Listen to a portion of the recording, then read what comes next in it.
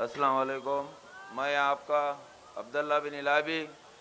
अल्हम्दुलिल्लाह अल्लाह ताला का मैं शुक्र अदा करता हूँ और मेरी जमात मजलिस इत्तेहादुल मुस्लिमीन और मेरे सदर असदुद्दीन अवैसी साहब और महाराष्ट्र सदर इम्तियाज़ जलील साहब और मेरे जमात के तमाम जिम्मेदारों का मैं शुक्र अदा करता हूँ। क्या मैं एक ग्रास रूट का कार्यकर्ता, कोई औरंगाबाद शहर में किसी को उम्मीद नहीं थी कि अब्दुल्ला बिन इलाबी को मजलिस इत्तेहादुल मुस्लिमीन के टिकट से नवाजेंगी, लेकिन मेरे जमात ने, मेरे कायदीन ने मेरे खिदमात को देखते हुए मुझे टिकट से नवाजा। अल्हम्दुलिल्लाह मैं उनका शुक्रिया अदा करता हूँ और आप लोगों से अपील करता हूँ कि इंशाअल्लाह ताला आप हमें एक मौका दीजिए। आपको कभी हमारी कमी महसूस नहीं होने देंगी। हम आपके बीच में रहेंगे, आपके मसले हमारे मसले रहेंगे, चाहे एजुकेशन का मसला हो, हेल्थ का मसला हो, सेंट्रल गवर्नमेंट की स्कीम हो, महाराष्ट्र गवर्नमेंट की स्कीम हो, पुलिस स्टेशन के मसाइल हो, कलेक्टर ऑफिस का मसला हो, हम आपके बीच में रहेंगे और आपको मजबूती के साथ आपके बीच में खड़े रहेंगे। और मुझे उम्मीद है प्रभाग क्रमांक 13 के आवाम से क्या हमारे पैनल को भारी अक्सरियत से कामयाब करेंगे। मैं अपने यही दो ही बात बोल के अपनी जगह लेता हूँ। जज़ाकल्लाह खैर। अस्सलाम वालेकुम।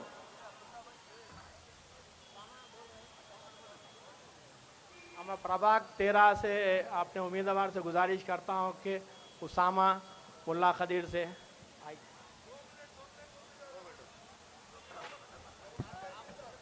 अस्सलाम वालेकुम वरहमतुल्लाहि वबरकातुहू।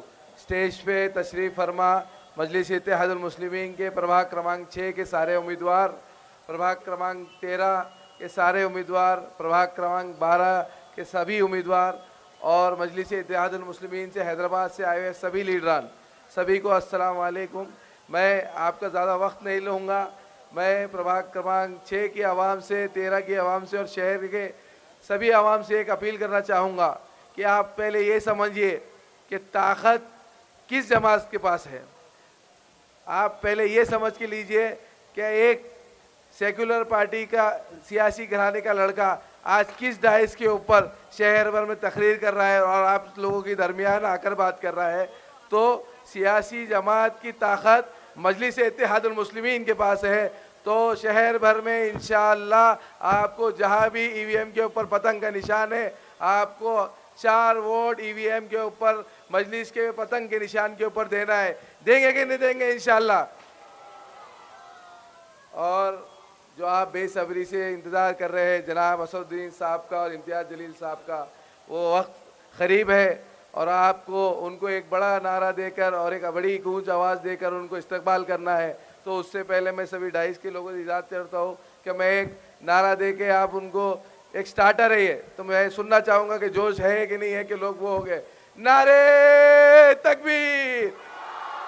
ऐसा जोश और खरोश उतना ही है। और 15 तारीख को इंशाअल्लाह औरंगाबाद की आवाम ये उन आवाज़ों को और उन ताकतों को, और परसों जिसने हमारे सदर साहब के बारे में बोल के गया कि पतंग काटेंगे ये होंगे, इंशाअल्लाह उनको जवाब दे देंगी।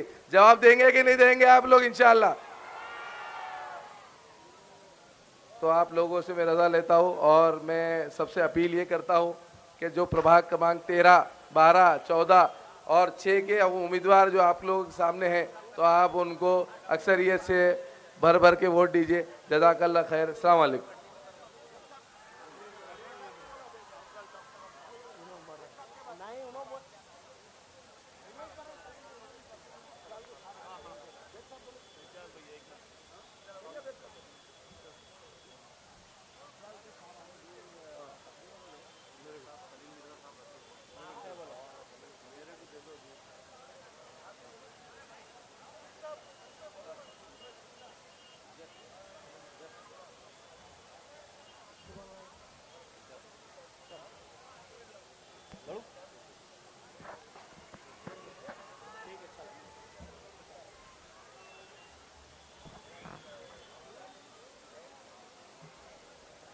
स्टेज पर मौजूद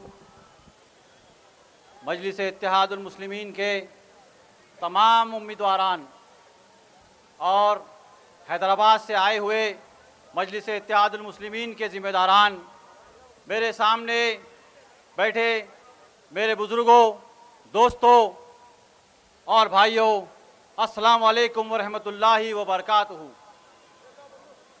कल से पहले औरंगाबाद शहर के अंदर काफ़ी सर्दी महसूस हो रही थी। दर्जे हरारत भी कुछ कम था, मगर फिर औरंगाबाद शहर के अंदर शेर हिंदुस्तान अकबरुद्दीन अवैसी साहब की आमद होती है और औरंगाबाद शहर के अंदर ये नौजवानों का हुजूम आम खास मैदान के अंदर जमा होता है। मेरी इज्जतदार माएँ और बहनें अकबरुद्दीन अवैसी साहब को सुनने के लिए आम खास मैदान पर आती है और सरों के समंदर से अकबरुद्दीन अवैसी साहब एक जबरदस्त खिताब करते हैं। और फिर क्या होता है? फिर होता यह है कि औरंगाबाद शहर का सियासी माहौल गर्म हो जाता है और अब ये नौजवान, इनके अंदर एक जोश है, एक जुनून है और उन्होंने तय कर लिया है कि अगर हमारी कोई सियासी जमात है तो वो सिर्फ और सिर्फ मजलिस इत्तेहादुल मुस्लिमीन है। हमारी माँ और बहनों ने भी ये सोच लिया है कि उनके दुख दर्द की कोई आवाज़ है तो वो मजलिस इत्तेहादुल मुस्लिमीन है।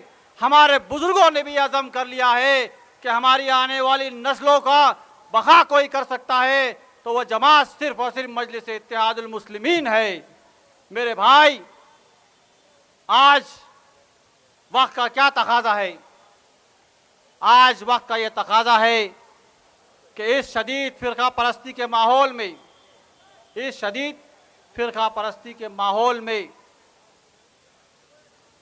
हमें और आपको एक सियासी ताकत तैयार करना है। हमारी अपनी एक सियासी जमात मजलिस इत्तेहादुल मुस्लिमीन को ताकत देना है। वह आवाज़ जिसका नाम बैरिस्टर असदुद्दीन अवैसी है, उसको ताकत बख्शनी है। क्या आप देख नहीं रहे हैं कि आज मुसलमानों के साथ क्या किया जा रहा है? बुलडोज़र के नाम पर सियासी इंतकाम लिया जा रहा है, बुलडोज़र चलाए जा रहे हैं हमारी मुस्लिम इलाकों के अंदर। हमारे मुस्लिम रहनुमाओं को बेजा जेलों में बंद किया जा रहा है। हमारी माँ और बहनों के साथ क्या सलूक किया जा रहा है कि इनके चेहरों से हिजाब को खींचा जा रहा है और सरेआम खींचा जा रहा है।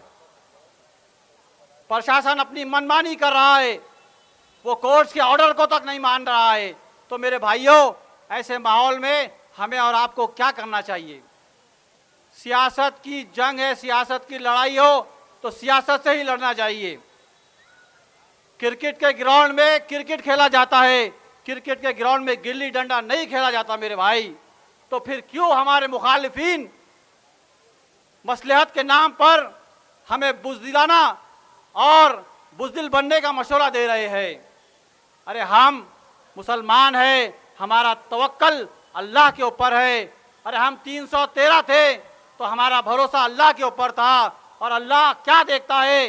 अल्लाह देखता है हमारा नीयत, हमारा इखलास और हमारा इत्तेहाद।